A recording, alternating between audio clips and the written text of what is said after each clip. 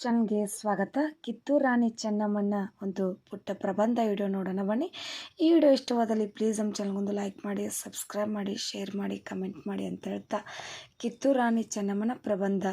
ಕಿತ್ತೂರು ರಾಣಿ ಚೆನ್ನಮ್ಮ 1778ರಿಂದ 1829 ಕಿತ್ತೂರಿನ ದೇಸಾಯಿಗಳಲ್ಲಿ ಪ್ರಸಿದ್ಧನಾದ ಮಲ್ಲ ಸರ್ಜನ ಕಿರಿಯ ಹೆಂಡತಿ.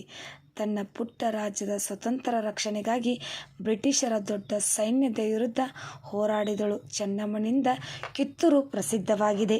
ಜನನ 23 ಅಕ್ಟೋಬರ್ 1778, ಕಾಕ್ತಿ, ಬೆಳಗಾವಿ, ಕರ್ನಾಟಕ, ಭಾರತ. ಅಲ್ಲಿ ಜನನ. ಮರಣ 2 ಫೆಬ್ರವರಿ 1829, ಅಲ್ಲಿ ಬೈಲಹೊಂಗಲ ಹತ್ರ, ಬೆಳಗಾವಿ ಅಲ್ಲಿ ಮರಣ ಹೊಂದ್ತಾರೆ. ಬೈಲಹೊಂಗಲ ತಾಲೂಕು, ಬೆಳಗಾವಿ ಡಿಸ್ಟಿಕ್ಕು. ಇತರೆ ಹೆಸರು: ಭಾರತದ ಪ್ರಪ್ರಥಮ ಸ್ವಾತಂತ್ರ್ಯ ಹೋರಾಟಗಾರತಿ ಅಂತ, ಕನ್ನಡಿಗರ ತಾಯಿ ಅಂತ ಹೆಸರುವಾಸಿಯಾದಂಥ ನಮ್ಮ ಕಿತ್ತೂರು ರಾಣಿ ಚೆನ್ನಮ್ಮ.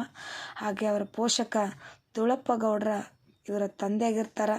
ಇನ್ನು ಕಿತ್ತೂರು ಚೆನ್ನಮ್ಮ ಅವರು 1778 ಅಕ್ಟೋಬರ್ 23ರಂದು ಭಾರತದ ಕರ್ನಾಟಕ, ಪ್ರಸ್ತುತ ಬೆಳಗಾವಿ ಜಿಲ್ಲೆಯ ಕಾಕ್ತಿ ಎಂಬ ಸಣ್ಣ ಹಳ್ಳಿಯಲ್ಲಿ ಜನಿಸಿದರು. ಲಿಂಗಾಯತ್ ಪಂಚಮಸಾಲಿ ಸಮುದಾಯಕ್ಕೆ ಸೇರಿದ ಆಕೆ ಚಿಕ್ಕನದಿಂದಲೇ ಕುದುರೆ ಸವಾರಿ, ಕತ್ತಿವರಸೆ ಮತ್ತು ಬಿಲ್ಲುಗಾರಿಕೆಯಲ್ಲಿ ತರಬೇತಿ ಪಡೆದಿದ್ದಳು. ಅವರು ದೇಸಾಯಿ ಮನೆತನದ ರಾಜ್ ಮಲ್ಲ ಸರ್ಜನ್ ಅವರನ್ನು 15ನೇ ವಯಸ್ಸಿನಲ್ಲಿ ವಿವಾಹವಾದರು.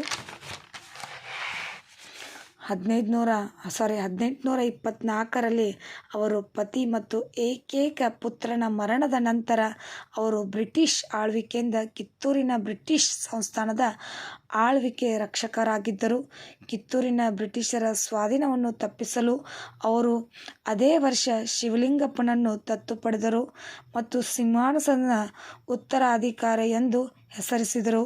ಬ್ರಿಟಿಷರು ಶಿವಲಿಂಗಪ್ಪ ಅವರನ್ನು ಉತ್ತರಾಧಿಕಾರಿ ಎಂದು ಒಪ್ಪಿಕೊಳ್ಳಲಿಲ್ಲ ಮತ್ತು ಕಿತ್ತೂರು ಸೇಂಟ್ ಜಾನ್ ಠಾಕ್ರೆ ಮತ್ತು ಕಿತ್ತೂರು ರಾಜ್ಯವು Dharwad collectorate commissioner Shri Chaplin ಅವರ ಅಧಿಕಾರ ವ್ಯಾಪ್ತಿಗೆ ಒಳಪಟ್ಟಿತ್ತು.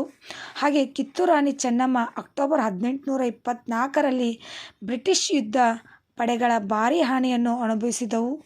ಅವರು ಹಿಮ್ಮುಟ್ಟುವಂತೆ ಒತ್ತಾಯಿಸಲಾಯಿತು. ಇದು ರಾಣಿ ಚೆನ್ನಮ್ಮನ ವಿಜಯಕ್ಕೆ ಕಾರಣವಾಯಿತು.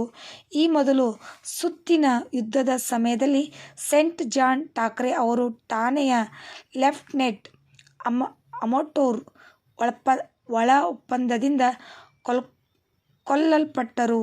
ರಾಣಿ ಚೆನ್ನಮ್ಮ ಇಬ್ಬರು ಬ್ರಿಟಿಷ್ ಅಧಿಕಾರಿಗಳಿಂದ ಶ್ರೀ ಸ್ಟೀವನ್ಸ್ ಮತ್ತು ಸರ್ ವಾಲ್ಟರ್ ಎಲಿಯಟ್ ಅವರನ್ನು ಯುದ್ಧ ಖೈದಿಗಳಾಗಿ ಸೆರೆಹಿಡಿದರು. ಆದರೆ ನಂತರ ಅವರನ್ನು ಚಾಪ್ಲಿನ್ ಜೊತೆಗಿನ ಒಪ್ಪಂದದ ಭಾಗವಾಗಿ ಬಿಡುಗಡೆ ಮಾಡಿದರು. ಇದರರ್ಥ ಯುದ್ಧವು ಕೊನೆಗೊಂಡಿತು. ಕಿತ್ತೂರು ಚೆನ್ನಮ್ಮನ ಸಾವು ಈಸ್ಟ್ ಇಂಡಿಯಾ ಕಂಪನಿಯ ವಿರುದ್ಧ ಈ ಎರಡನೇ ಯುದ್ಧದಲ್ಲಿ ಕಿತ್ತೂರು ಚೆನ್ನಮ್ಮ ತನ್ನ ಡೆಪ್ಯೂಟಿ ಸಂಗೊಳ್ಳಿ ರಾಯಣ್ಣನ ಜೊತೆಯಲ್ಲಿ ಕೆಟ್ಟದಾಗಿ ಹೋರಾಡಿದಳು. ದುರದೃಷ್ಟವಶ ರಾಣಿ ಮತ್ತು ಅವಳ ಪ್ರಮುಖ ಜೊತೆಯಲ್ಲಿ ಫುಲ್ ಶಕ್ತಿಶಾಲಿಯಾಗಿ ಹೋರಾಡ್ತಾಳ. ದುರದೃಷ್ಟವಶ ರಾಣಿ ಮತ್ತು ಅವಳ ಪ್ರಮುಖ ಅಧಿಕಾರಿಗಳು ಸೈನ್ಯದ ದೇಶದ್ರೋಹಿಗಳಿಂದ ದ್ರೋಹ ಮಾಡಿದರು. ಅವರು ಪಿಸ್ತೂಲ್ ಇರ್ತೈತಲ್ಲ, ಅದರಲ್ಲಿ ಗನ್ ಪೌಡ್ರ್ನಲ್ಲಿ ಹಸುವಿನ ಸಗಣಿ ಬೆರೆಸಿ ಶಸ್ತ್ರಾಸ್ತ್ರಗಳನ್ನು ನಿಷ್ಕ್ರಿಯಗೊಳಿಸ್ತಾರೆ. ಆಗ ರಾಣಿ ಚೆನ್ನಮ್ಮನ ಬಂಧಿಸ್ತಾರೆ.